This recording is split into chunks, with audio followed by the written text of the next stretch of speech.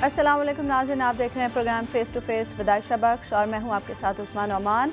सानहा मरी में जाँ भाग होने वालों की तादाद अब 23 हो चुकी है। इंतज़ामिया की जानिब से रेस्क्यू ऑपरेशन तकरीबन मुकम्मल हो चुका है और ISPR के मुताबिक मरी में तमाम अहम शाहराहों को क्लियर कर दिया गया है।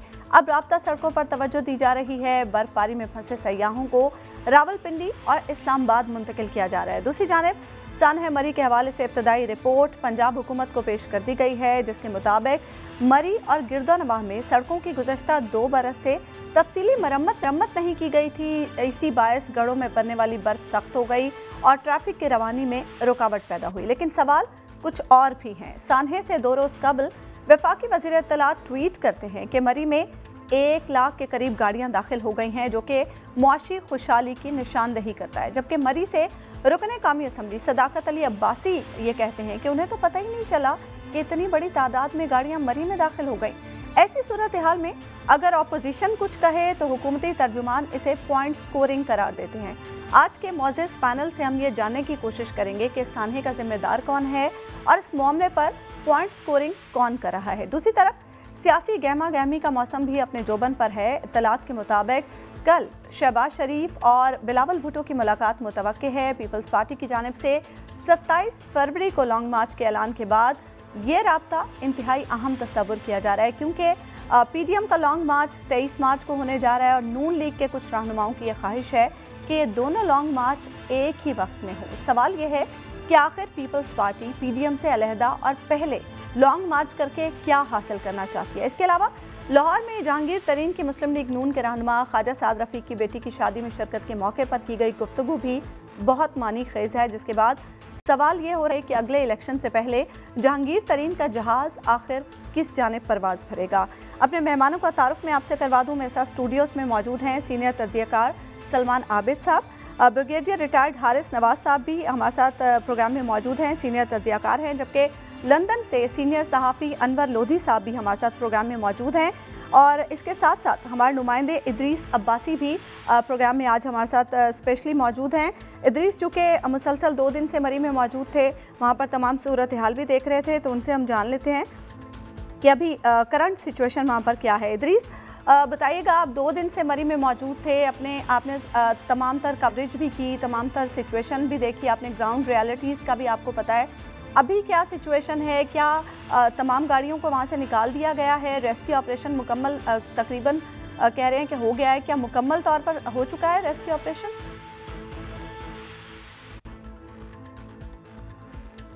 जी बहुत शुक्रिया। अभी तक जो है रेस्क्यू का अमल अगर बात की जाए तो बाड़ियाँ के मकाम पर अभी रेस्क्यू का अमल जारी है, जबकि जितनी भी मेन शाहराहें हैं उनको खोल दिया गया है। शाहराहें जितनी भी थी, अगर बात करें जिया गली से गुलडन्ना तक और उसके बाद गुलडन्ना से जो संधिया से होती हुई आगे दरिया गली की तरफ जारी है, इन मकामात को अभी खोल दिया गया है। जबकि जो बाड़ियाँ का मकाम है वहाँ पर अभी भी जो है 2 घंटे पहले जो है रेस्क्यू का अमल, जो है रेस्क्यू ऑपरेशन जो टीम थी वहाँ पर मौजूद थी। वहाँ पर जो कुछ गाड़ियाँ फंसी हुई थी उनको निकालने का इवैक्यूएशन का सिलसिला जारी था, जबकि लोगों को तकरीबन निकाल लिया गया है जो गाड़ियां अब फंसी हुई थी। चूंकि ये रोड जो है गुलडन्ना से जारी है, जो बाड़ियां की तरफ, ये 1 वे रोड है, जिसको वजह से जो ट्रैफिक थी वो दोनों अतराफ जो मौजूद थी 1 वे के ऊपर डबल लाइंस बनाई गई थी, जिसकी वजह से काफी गाड़ियां यहां पर फंस गई थी। लोगों को काफी मुश्किलात का सामना यहां पर काफी दिनों 3-4 दिन से रहा है, जिसकी वजह से वहां पर अब ये ऑपरेशन जारी है। जबकि जितने भी दीगर मकामात हैं, अगर जो मेन शाहराहें हैं जिया गली से जो आपकी लोटोपा की तरफ जारी है, जबकि जिया गली से जो बूरबन की तरफ जारी है, उसी तरह जिया गली से जो गुलडन्ना की तरफ जारी है, ये तमाम शाहराहें, उसके अलावा लॉरेंस कॉलेज की तरफ जो रोड जारी है, ये तमाम तर शाहराहें जो है खोल दी गई हैं। जो बर्फ है उनको रोड से हटाकर साइड पे कर दिया गया है, जबकि मशीनरी भी जो है वहां पर मौजूद है उनको हटाने के हवाले से। जबकि महकमा मौसमियात की जानिब से एक पेशनगोई की गई थी कि मजीद बर्फबारी या बारिश की इम्कान है, लेकिन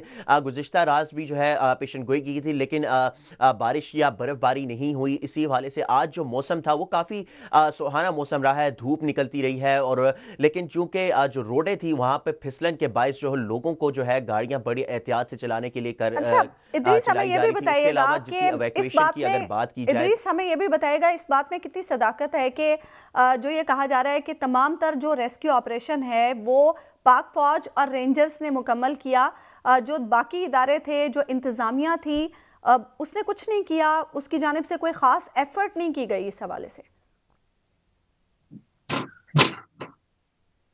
अजी देखिए, इस मामले में जब हमने जितने भी स्याह वो मौजूद थे, हमने जितने भी स्याहों से बात की, उनका यही कहना था कि ज़िले इंतज़ामिया की जानिब से कोई जो है हमें मदद नहीं की गई।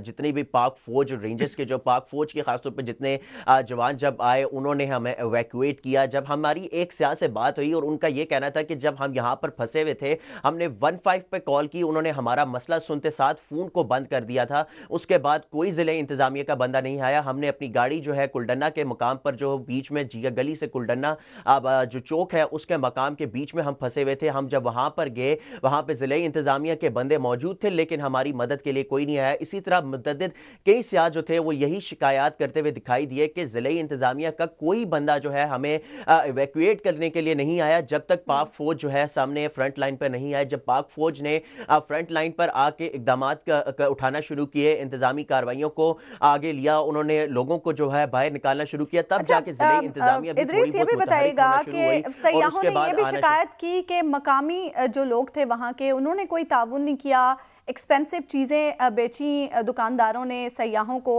और इसके साथ साथ जब सयाह फंसे हुए थे तो भी मकामी लोगों की जानिब से कोई ख़ास मदद नहीं की गई उनकी।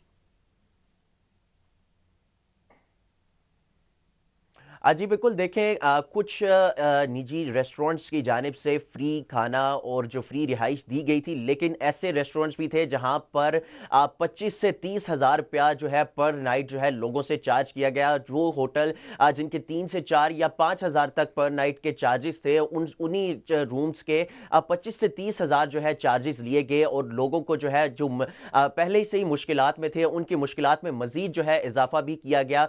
लोग इस हवाले से काफ़ी शिकवा करते हुए दिखाई दिए कि हमारी चूंकि हम ऑलरेडी मुश्किलात में थे, गाड़ियां हमारी फंसी हुई थी, हम 2 दिन से जो है बर्फ में फंसे हुए थे गाड़ियों की वजह से, और जो यहाँ के जो मकामी कुछ लोग हैं जिनकी जानिब से ये इकदाम किए गए कि जो चार्जेस थे रेस्टोरेंट्स के वो बढ़ा दिए गए, ना तो सिर्फ रिहाइश के बल्कि रूम के चार्जेस बढ़ाए गए, जबकि खाने पीने की जो अशिया थी उनके भी चार्जेस को जो है बढ़ा दिया गया। ये बड़ी गलत बात है इदरीस। वैसे इदरीस, हम आपसे ये भी जानना चाहेंगे कि अभी मरी और इसके गिरदोनवा में मौसम कैसा है, और कब तक जो सिचुएशन है वो इसी तरह रहेगी, और सेकेंडली ये कि सयाह कब तक मरी की तरफ जाने से गुरेज करें?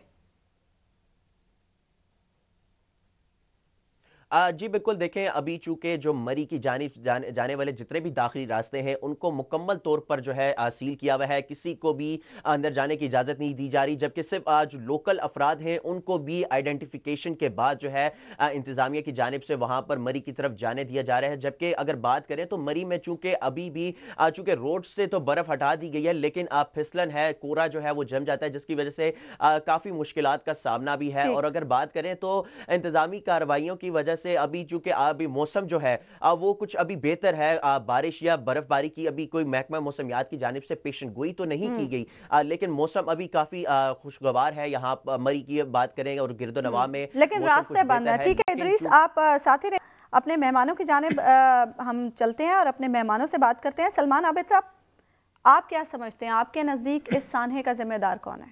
देखिए, इसमें तो कोई डाउट ही नहीं है कि बुनियादी तौर पे जो हुकूमत है या वहाँ की जो मुकामी इंतज़ामिया है वो तमाम सिचुएशन को सही तरीके से इवेलुएट ही नहीं कर सकी। यानी देखिए, जो पहले 2-3 दिन पहले रेड अलर्ट्स आए, उसके ऊपर जो अफर्मेटिव एक्शन लेने चाहिए थे प्रोविंशियल गवर्नमेंट को, वहाँ की डिस्ट्रिक्ट मैनेजमेंट को, इस्लामाबाद की इंतज़ामिया को, वो नहीं लिए गए। जब कहा जाता है कि वहाँ गाड़ियों की कैपेसिटी इतनी थी, तो ये लाखों की तादाद में जब गाड़ियाँ जा रही थी तो इनको क्यों नहीं रोका गया, एक बात।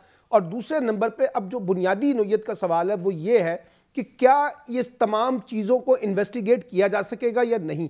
प्राइम मिनिस्टर ने कहा कि हमने कमेटी बना दी है, चीफ मिनिस्टर साहब कहते हैं हमने कमेटी बना दी है, लेकिन इन तमाम जिम्मेदारान का कोई तयन हो सकेगा?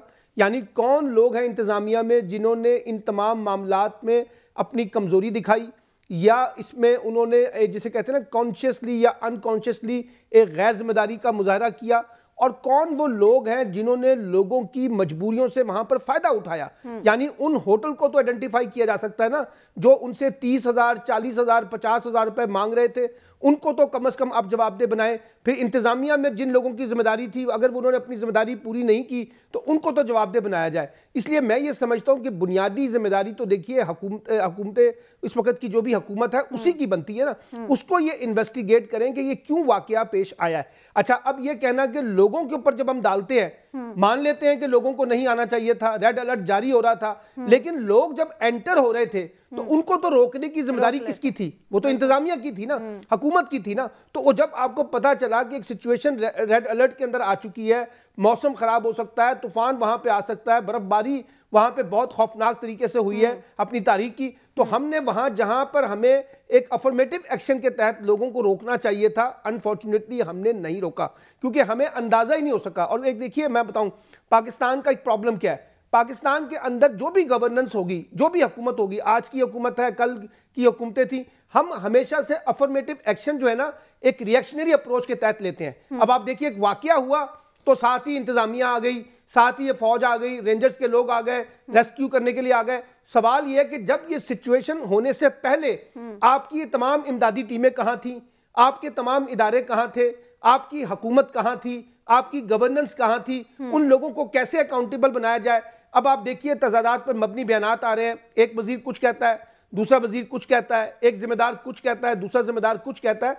तो मैं तो बुनियादी तौर पर ये रिस्पॉन्सिबिलिटी जो है ये हुकूमत को लेनी चाहिए, और प्राइम मिनिस्टर ने ऑन किया है कि ये नाकामी हुई है, चीफ मिनिस्टर मान रहे हैं कि नाकामी हुई है, लेकिन सिर्फ मानना काफी नहीं है, उन लोगों को अकाउंटेबल भी किया जाए जिनकी वजह से ये बड़ा साहनिया हमें देखने को मिला है। बिल्कुल। अच्छा हारिस नवाज साहब, आखिर कब तक इस तरह से चलता रहेगा कि हम आग लगने पर ही कुआं खोदेंगे और जब कोई सिचुएशन होगी तो ही हम उस पर रिस्पॉन्ड करेंगे? और ख़ास तौर पर अभी हमने इस सिचुएशन के बाद जो इंतज़ामिया का रिस्पॉन्स देखा, उस पर भी बड़ी तनकीद हो रही है, इस पर क्या कहेंगे आप? देखें, एक तो ये बहुत ही अफसोसनाक बात है और it's a total failure of civil administration, जिसमें कमिश्नर, डिप्टी कमिश्नर और assistant commissioner who are civil servants and they are there to help and do all administrative measures for the people of that division. बात यह है कि ये सब privilege enjoy करते हैं, उसके बाद बड़ी बड़ी गाड़ियों में फिरते हैं and they don't own the responsibility, बाद में फौज पर डाल देते हैं। जब वेदर फोरकास्ट एक हफ्ते से आई हुई थी कि यहाँ पर बर्फबारी होगी, so what arrangements number 1 provincial disaster management ने क्या किया था, नंबर 2 डिवीजन और डिस्ट्रिक्ट एडमिनिस्ट्रेशन ने क्या किया था? क्या उन्होंने वहाँ पर वेदर के हिसाब से अरेंजमेंट कर ली थी कि अगर वहाँ पर ज़्यादा स्नोफॉल होती है and tourist are stuck up, तो क्या वहाँ पर उन्होंने हैवी मशीनरी, एक नोडल पॉइंट जो थे बॉटलनेक्स, क्या वहाँ पर प्लेस किए थे? क्या वहाँ पर फिर लोगों के लिए कितनी गाड़ियाँ अंदर जाएंगी? They should have check point पे जहाँ से ये गाड़ियाँ एंटर होती हैं शुरू में चक्करपड़ियाँ के पास, जो भी उनकी जगह है वहाँ पर, क्या उन्होंने कहा था कि 30,000 से जब गाड़ी क्रॉस करेगी you will stop, you will not allow anyone to go? Till the time weather improve नहीं किया गया, क्योंकि उनको 1 लाख गाड़ी का सिर्फ टोल टैक्स चाहिए था, पैसा बनाना था और उस पर अय्याशी करनी थी। नंबर 3, उसके बाद इन्होंने क्या फौज से, रेंजर से कोई कोऑर्डिनेशन की थी जी कि अगर ज़रूरत पड़ती है हमें आपकी क्या मदद चाहिए, डॉक्टर्स की क्या मदद चाहिए? साथ ही इमीडिएटली क्या मीडिया को इन्होंने लोगों को वार्न किया था जी आप जा रहे हैं वहाँ पर वेदर ख़राब हो सकता है, मेक योर अरेंजमेंट्स, क्या आपके पास वार्म क्लॉथिंग होनी चाहिए, अगर रात स्टक हो जाते हैं तो आपके पास क्या अरेंजमेंट, आपने कैसे अपने को वार्न रखना है, आपने हीटर नहीं चलाना, आपके पास ड्राई फूड होनी चाहिए, वाटर अरेंजमेंट इन अबंडेंस होना चाहिए ताकि डिहाइड्रेशन ना हो जाए, और हीटर चलाने से क्या इफेक्ट होगा वो सबको वार्निंग के थोड़े शीशे खुले रखें, ये वार्निंग करनी चाहिए थी। इसके बाद जहाँ पर स्टकअप हो गए हैं तो उसके बाद हु ओन रिस्पॉन्सिबिलिटी? आज चीफ मिनिस्टर जब ये हुआ, he was holding a conference of party, ये तंजीम साजी कर रहे थे इस्लाम लाहौर में। आई थिंक सबसे बड़ा responsible he is the incompetent chief minister. He should have immediately flown and he should have cancelled everything, gone to Murree, sat there, preliminary inquiry, commissioner, deputy commissioner, AC immediately suspend. जब suspend होंगे they will not be in a position to influence inquiry, फिर आप inquiry करें और फिर make responsible कि कौन है। आप वो सारे बैठे हैं, उनके खिलाफ कौन बोलेगा? तो आई थिंक ये हमें, जिन लोगों को लॉस हुआ है, जिस तरीके से हुआ है, इट इज़ हार्ट ब्रेकिंग, और ये हमारी पंजाब हुकूमत को रिस्पॉन्सिबिलिटी के साथ सिविल एडमिनिस्ट्रेशन को सॉर्ट आउट करना चाहिए। बिल्कुल। ये एनफ इज एनफ। पंजाब जो आपकी डिवीजनल डिजास्टर मैनेजमेंट है और पंजाब डिस्ट्रिक्ट मैनेजमेंट है, ये पंजाब की जो है मैनेजमेंट डिजास्टर्स की, इन्होंने क्या अरेंजमेंट किए थे, what is the arrangements, who is responsible for that? मेरे ख्याल में जब तक हेड रोल नहीं करेंगे, आज एक हफ्ते के बाद सब भूल जाएंगे, अगले साल याद आएगा। जब कैपेसिटी नहीं है, आपकी गाड़ी 30,000 से ज्यादा नहीं आ सकती, तो हाउ यू अलाउइंग, उधर से एपटाबा से खुला आ रहे पैसे कमा रहे हो, एंड देन यू फॉरगॉट आपकी 115 आपका एसएचओ जिसको वो बेचारे उसके बेटे ने रिंग किया कि मैं जी देखिए ये प्रॉब्लम हुई, कहता है मैं खाना खा रहा हूँ, बाद में बात करें। This idiot should be sorted out. कम से कम मेक सम एग्जांपल फॉर आइंदा के लिए। आई थिंक ये बहुत ही अफसोसनाक बात है। इसके लिए आइंदा के लिए एक लाएमल बनाना चाहिए, कैपेसिटी बढ़ाएं। सेकंड सबसे बड़ी अच्छा बात ये है कि हमने जो टूरिज्म को डेवलप कर रहे हैं, हम इसको कर रहे हैं, दुनिया में क्या मैसेज है कि we can't manage tourist, we can't manage weather arrangements, we can't manage hotel management. आपने होटल वालों से क्यों नहीं उसी वक्त अरेंज कर लिया जी? कोई सर इस पर भी हम बात करते हैं कि हम इंटरनेशनल टूरिज्म को कैसे मैनेज कर सकते हैं। लोधी साहब को भी मैं शामिल गुफ्तगू करूंगी। लोधी साहब, आप तो बैरून मुल्क मुकीम हैं और यहाँ पर चूँकि वेदर बहुत फ्रीक्वेंटली चेंज भी होता है, बहुत सख्त वेदर कंडीशंस भी होती हैं, क्या सिर्फ शहरियों की जिम्मेदारी होती है कि वो मौसमियाती तब्दीली पर नज़र रखें और अपनी तैयारी मुकम्मल रखें, या इंतज़ामिया का भी कोई किरदार होता है इसमें? जी, दोनों की जिम्मेदारी होती है इसमें। गवर्नमेंट भी अपना काम करती है, वो भी लोगों को वार्निंग जो एडवांस है वो देती है, और शहरी भी भरपूर ताउन करते हैं। आप देखेंगे जब यहाँ पे स्नो होती है तो आमतौर पे लोग जो इंतहाई ज़रूरी काम है उसके लिए घर से निकलते हैं। मैं अपनी मिसाल देता हूँ कि अगर मुझे अपना जाना पड़े, शॉपिंग सेंटर जाना पड़े, या ज़रूरियात ज़िंदगी की जो चीज़ें हैं बुनियादी, ब्रेड है, योगर्ट वगैरह, तो उसके लिए भी हम कहते हैं कि ये आज गुज़ारा कर लें, अगले दिन जाएँगे, क्योंकि स्लिपरी रोड्स होते हैं, कोई भी जो है वो हादसा हो सकता है। लेकिन बदकिस्मती की बात है कि पाकिस्तान में ऐसा नहीं होता। वहाँ पे अवाम जो है, जिसको कहते हैं ना, मछली जो है वो पत्थर चाट के वापस आती है। हमें किसी हादसे के बारे में वार्निंग दी जाए, किसी मौसम के बारे में वार्निंग दी जाए, तो हम जो है वो उल्टा उसका असर लेते हैं। आप देखें कि जब समुद्री तूफान आते हैं कराची में, तो आपने देखा होगा कि लोग जो है, टीवी रिपोर्ट्स आती हैं कि मंजिलें जो हैं वहाँ सी व्यू पहुँच गए वहाँ देखने के लिए।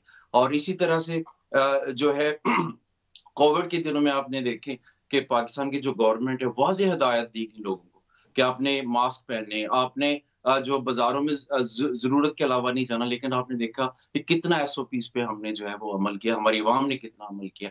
तो अवाम जो है उसको भी जिस तरह यहाँ की अवाम जो है वो पूरी तरह से जो गवर्नमेंट की एडवाइस होती है उसको सीरियसली लेती है। अनफॉर्चुनेटली हमारी अवाम का मसला ये है कि हम उस तरह से उसको नहीं लेते। मैं आपको बात बताता हूँ कि 4 जनवरी जो है मेरे पास सोशल मीडिया, हमारी जो अवाम है वो 24 घंटे सोशल मीडिया यूज़ करती है। 4 जनवरी को जो पुलिस है रावलपिंडी की, उनकी तरफ से जो है वो वार्निंग जारी की गई और वीडियो बनाकर जो अपलोड की गई कि मरी में लोग ना आए, वहाँ पे बहुत ज़्यादा रश है, वहाँ नहीं आना चाहिए। तो उसके बावजूद लोग जो है वो फैमिली समेत, बच्चों की जान को आप देखेंगे केयरलेसनेस की इंतहा कि बच्चों को भी साथ लेकर चले गए।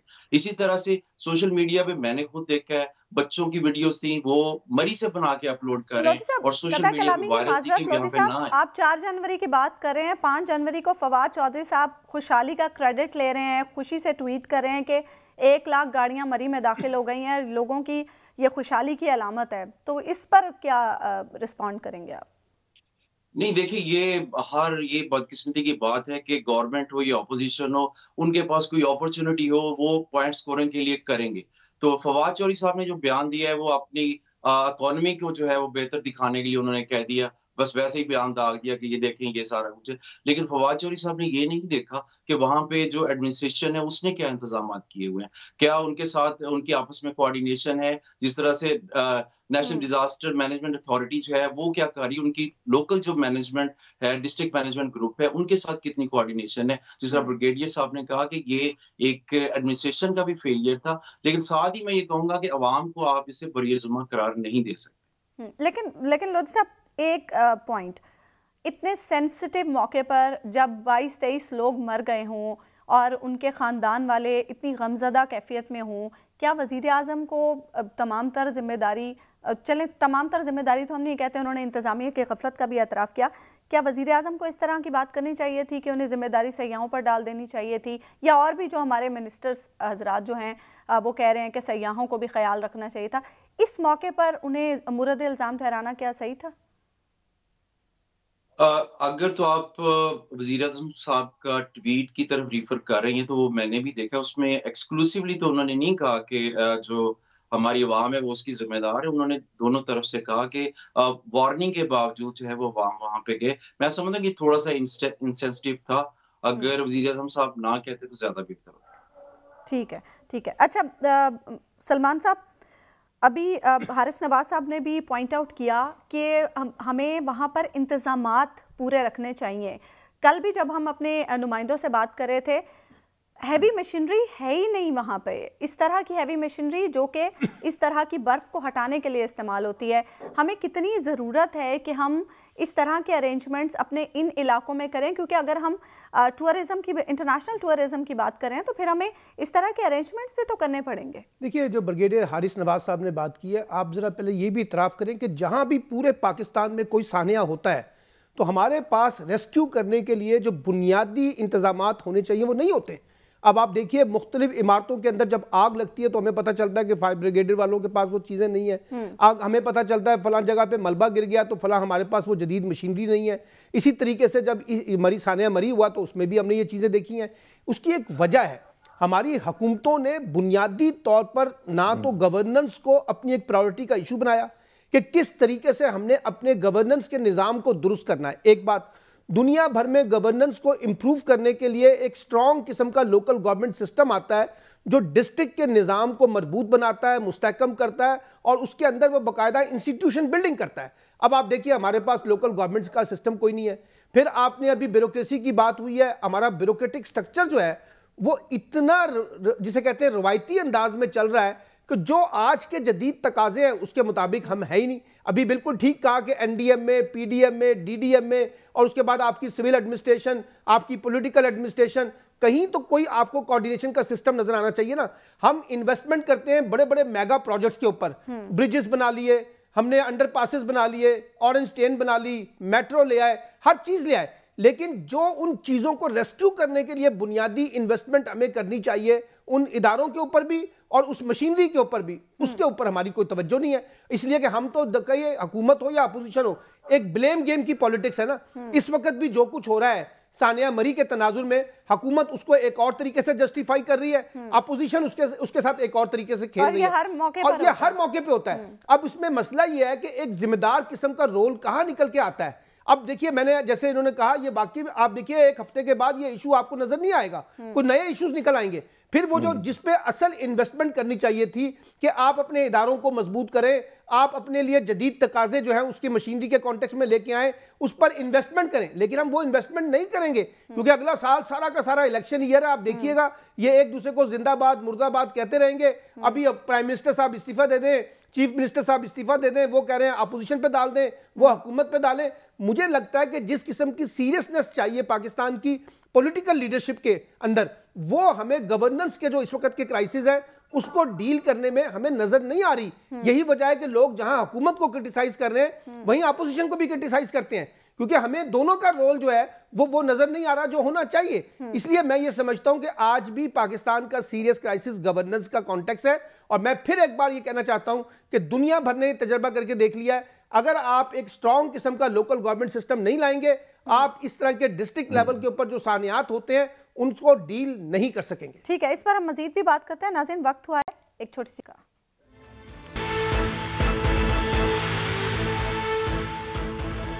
वेलकम बैक नाज़रीन। ब्रेक पर जाने से पहले हम बात कर रहे थे सानिया मरी के हवाले से, जिसमें इंतज़ामिया की गफलत और नाअहली खुलकर सामने भी आई, और इसके साथ साथ ये सानिया हमारे लिए बहुत सारे सवालात भी छोड़ कर गया है।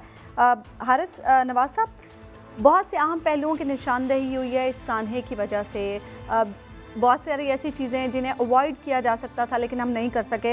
अब जबकि हम इंटरनेशनल टूरिज़्म को प्रमोट करने की बातें कर रहे हैं, इंटरनेशनल टूरिस्ट को लाने के लिए हमें क्या कुछ करना होगा, क्या सीखने की ज़रूरत है हमें इस सानहे से? I think it's a big lesson Usma. देखें, यहाँ में ये ख्याल करना है कि आइंदा के लिए कभी भी ऐसा इंसिडेंट नहीं होना चाहिए। सबसे अहम बात है कि जो आपका Punjab provincial disasters management authority है, और they have to pass on written instruction to every division, और डिवीजन को अपने डिस्ट्रिक्ट को पास करनी चाहिए कि in case of emergency these are the 10 actions. Number 1 कि आपने वहाँ पर कैसे कोऑर्डिनेट करना है सिविल मिलिट्री, सिविल की क्या रिस्पॉन्सिबिलिटी होगी, मिलिट्री की क्या होगी।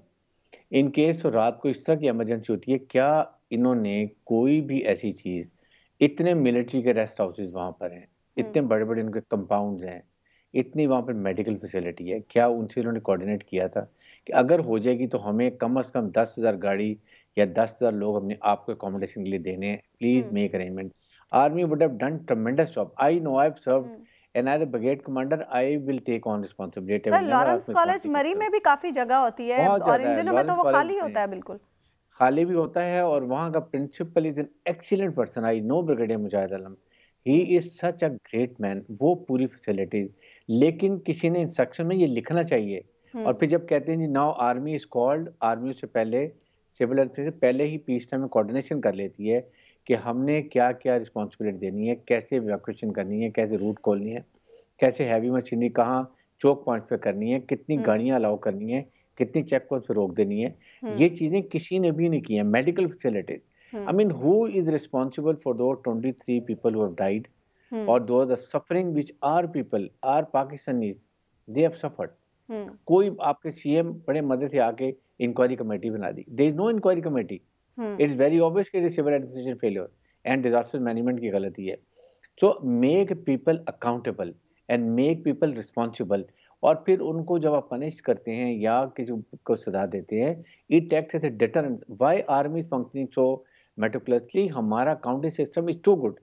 हमारी गाड़ी का, आर्मी की एक गाड़ी का कमांडिंग ऑफिसर एक एक्सीडेंट गाड़ी का हो जाए, you can't imagine how much disciplinary action taken, not only against the driver, जो उसके साथ बैठा होगा सीनियर, उसको भी सजा मिलेगी और उसके कमांडिंग ऑफिसर को भी सजा मिलेगी। Just imagine that's a thing function properly. So यहाँ तो वो सिस्टम आज हुआ है, रेस्ट एश्योर्ड एक हफ्ते के बाद everybody will forget it, no committee, no decision, nothing will happen. So यहाँ पर आपकी आती है कि ये, और फिर इसीलिए आप कहते हैं ना फौज आ गई, फौज को जो लोग फौज के देख रहे हैं, भाई आपकी गवर्नेंस इतनी अच्छी होनी चाहिए, इतना लोगों के वेलफेयर करें कि people should never look toward army. Sir बड़ी इंपॉर्टेंट बात कर रहे हैं आप। These are the issues। मैं ऑनेस्टली आपको बताऊं, ये time has gone, people have, क्या आप मुझे बताएं, आप मदद देख रहे हैं 1.5 लाख गाड़ी चलेगी, भाई हु हैज अलाउड, आपकी हर जगह पे तो टोल टैक्स लेते हैं। सर एक वजीर खुश हो रहे हैं कि इतनी गाड़ी आ गई है मरी में, खुशहाली की अलामत है, और दूसरे वजीर सदाकत अली अब्बासी साहब कह रहे हैं हमें तो पता ही नहीं चला। और नंबर 3 आपके ऑपोजिशन लीडर जो शायद खकान अब्बासी हैं और वो मरियम औरंगजेब जो मरी से हैं, वो ब्लेम कर रहे हैं। This is not the time, find a solution. तो ये मेरे ख्याल में हमें बहुत ही जरूरी है इन चीजों को करने के लिए। ठीक है अनवर लोधी साहब जी, अनवर लोधी साहब, सोशल मीडिया का ये दौर है, बड़ी तेज़ी से चीज़ें सोशल मीडिया के ज़रिए स्प्रेड होती हैं, और यकीनन इस आने के बाद भी बहुत सी नेगेटिव चीज़ें भी सोशल मीडिया पर फैली हैं इंटरनेशनली। वज़ीर आज़म साहब की जो कोशिशें हैं सयाहत के फ़रोग के लिए, इसके साथ साथ वज़ीर आज़म मौसमियाती तब्दीलियों के हवाले से भी बड़ी बात करते हैं, कितना नुकसान पहुंच सकता है इन कोशिशों को इस तरह की चीज़ों से? जी, मैं समझता हूँ कि इससे यकीनन जो इमरान साहब का विजन है कि इस मुल्क में सियाहत को फ़रोग मिले, टूरिज्म जो है वो फूले, वो उसको बड़ा दचका लगा है। उसकी वजह ये है कि जब इंटरनेशनल लेवल पे ये हेडलाइंस लगेंगी कि इतने लोग जो है अनफॉर्चुनेटली वो इस साने में जो है वफात पा गए हैं, तो उसकी वजह से जो बाहर के सयाह हैं वो डरेंगे कि किस तरह से हम उस मुल्क में जाएं जहाँ पे सेफ्टी मेजर्स की ये सूरत हाल है कि वहाँ पे रेस्क्यू नहीं हो सके, लोगों ने सड़कों पे गाड़ियों के अंदर जो है रात गुजारी। तो ये जो हालात हैं, ये आई डोंट थिंक सो कि दे आर कन्विंसिंग कि जिसको देख के जो है वो बाहर के टूरिस्ट जो है वो पाकिस्तान का रुख करें। और मेरा ख्याल है कि टूरिज्म के हवाले से इमरान खान साहब को ये नहीं करना चाहिए कि अपनी वजारत जो है उसका इजलास बुला लिया, जो टूरिज्म से मुतल्लिक वजीर है उसको बुला लिया, उसे कहा कि पॉलिसी बनाओ। जब तक जिस तरह ब्रिगेडियर साहब ने कहा कोऑर्डिनेशन नहीं होती, कोऑर्डिनेशन के बगैर और जो स्कार्सिटी ऑफ रिसोर्सेज है, हमारे जो अदारे हैं जिस तरह से एनडीएमए है, हमारी जो लोकल गवर्नमेंट डिस्ट्रिक्ट मैनेजमेंट है, उसके पास जितने रिसोर्सेज हैं उसमें कैपेसिटी बिल्डिंग करनी होगी, रिसोर्सेज को मजीद बढ़ाना होगा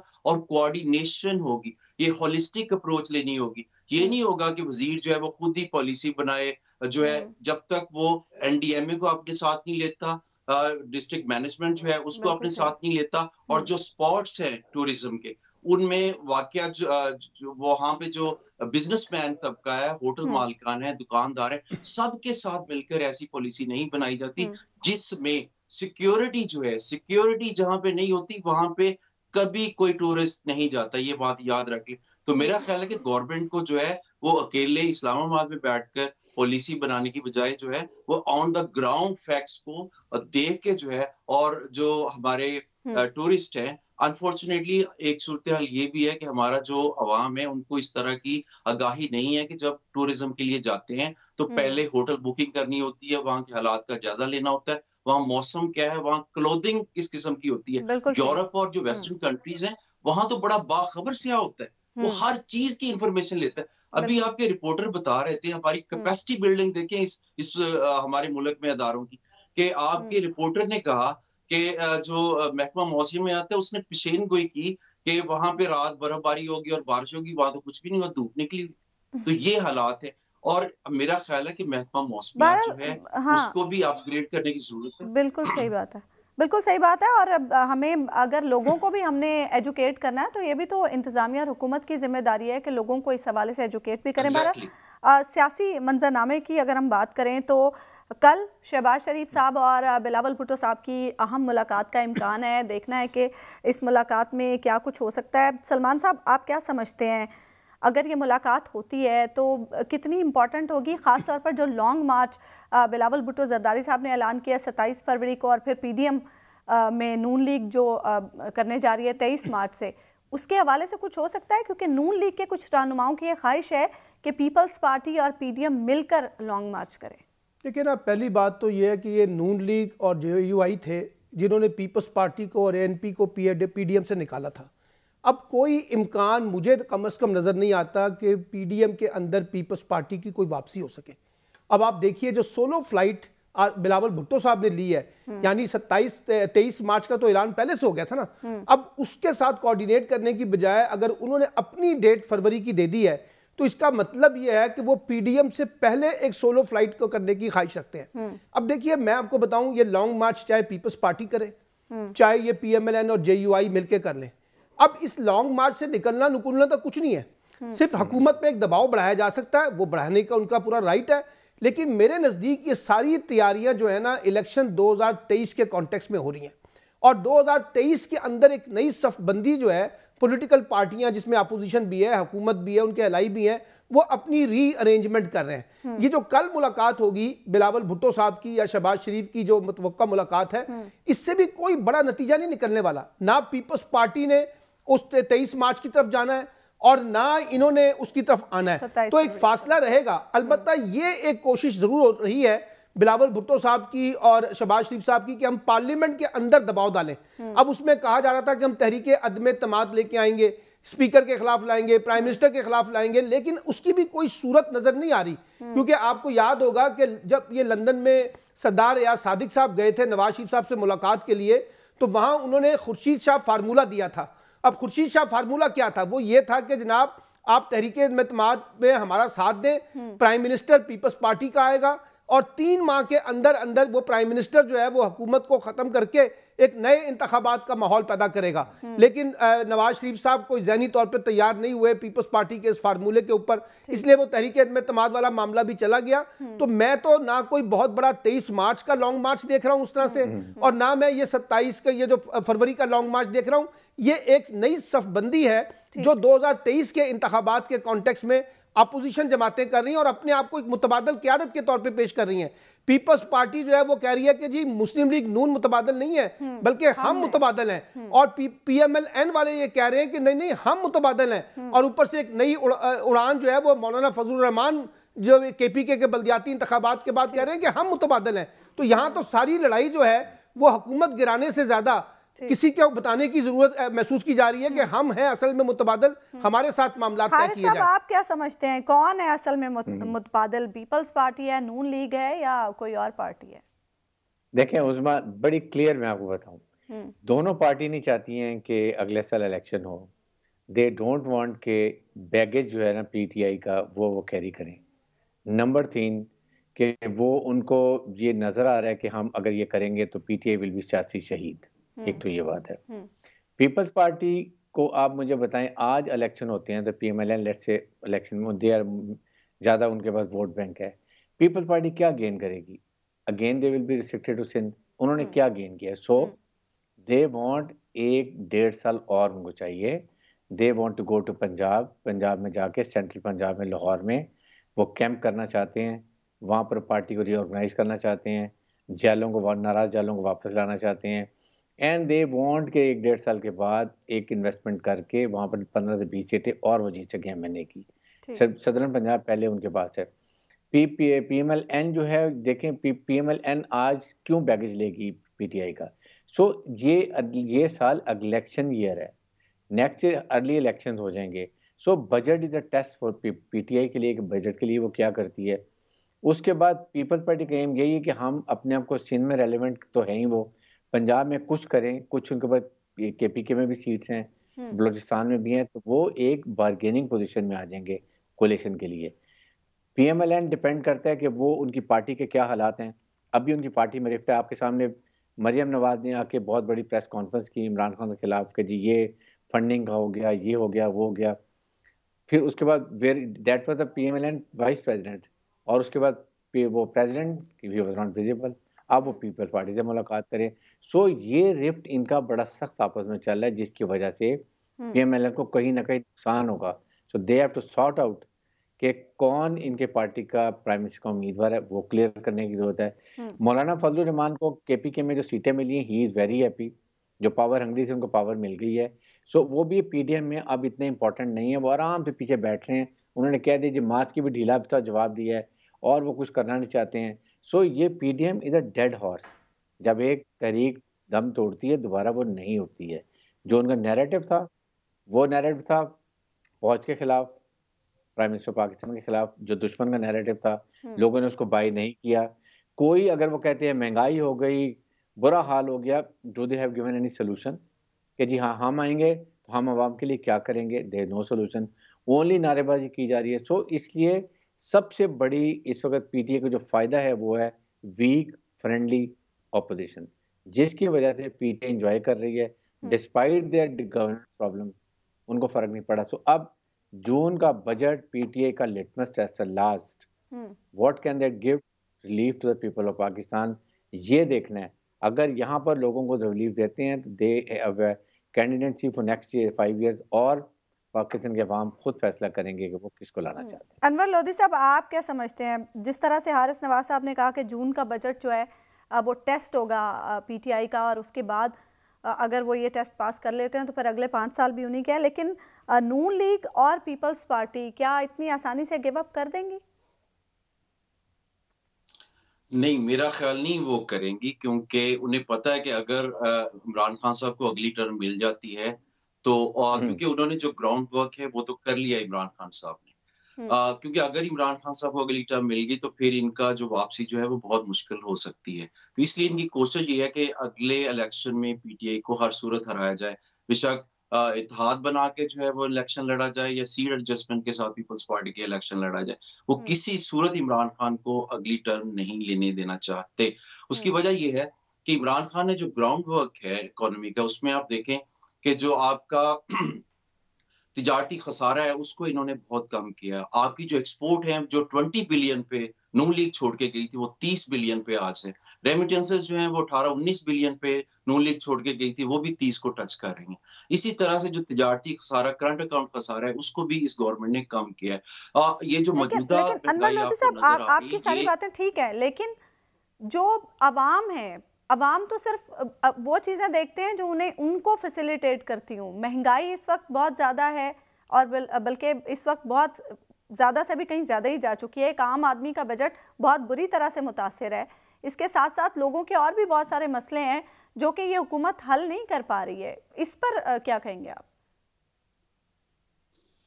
मैं इस पे तो ये कहूंगा कि अगर आप ये कहती हैं ना कि फैसिलिटेशन, तो उसमें आप देखेंगे 10 लाख रुपए का जो इंश्योरेंस है हेल्थ कार्ड की सूरत में, ये किस गवर्नमेंट में इतना जो है इतना बड़ा पैकेज किसी कभी अवाम को दिया हो कि ये उनके सर से ये बोझ ही खत्म हो गया। कि पहले तो लोग ये सोचते थे कि हम बचाएंगे पैसे कोई रेनी डे के लिए, हमारे पास कोई इलाज के लिए कुछ बचत होनी चाहिए। अब उनके सर पे ये तलवार नहीं लटक रही। वो उनको पता है कि अगर कभी बीमार हो या घर में जो गरीब लोग हैं उनका कोई जो है फर्द बीमार हो जाए, तो वो जो है वो जाके इलाज प्राइवेट हॉस्पिटल में, वहां जहां पे अमीर लोग इलाज करवाते हैं वहां करवा सकते हैं। डॉक्टर्स हॉस्पिटल लाहौर है या दूसरे टॉप प्राइवेट हॉस्पिटल है, वहां पे मेरा ख्याल है कि अगर ये 1 साल तक लोगों को पंजाब, बिलखसूस पंजाब की मैं बात कर रहा हूँ, केपीके में भी तो लोग जो है वो हेल्थ कार्ड से फायदा उठा रहे हैं। अगर 1 साल तक पंजाब में जो है उन्हें इसकी इफादियत का पता चल गया जो हेल्थ कार्ड है, तो मेरा ख्याल है कि ये एक गेम चेंजर हो सकता है। इसके अलावा जो इन्होंने और भी बड़े गम 30% है सब्सिडी जमाने देने का में, फैसला किया। सिर्फ हेल्थ कार्ड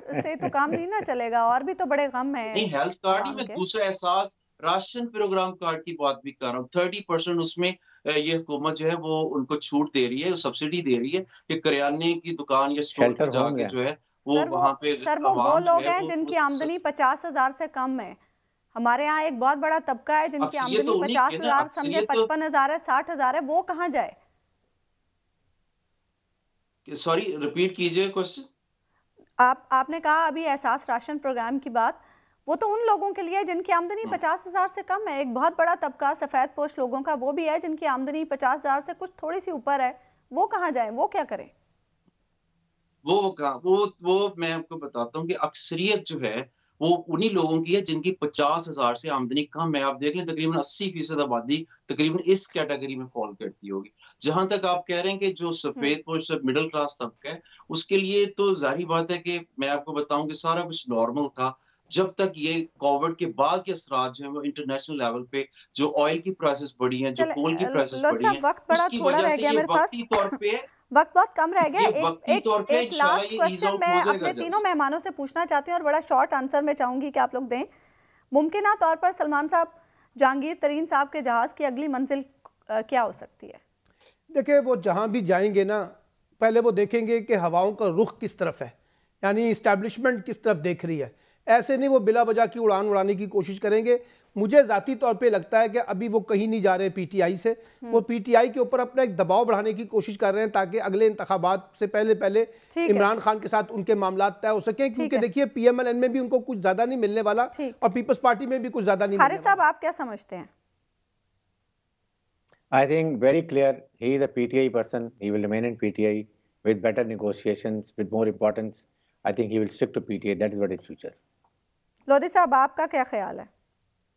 मेरा ख्याल है कि जहांगीर तरीन साहब जो है पीटीआई के साथ जाएंगे, कहीं नहीं जा सकते। ठीक है, तमाम मेहमानों को बहुत शुक्रिया। प्रोग्राम नाज़रीन खत्म हुआ। अल्लाह हाफ़िज़।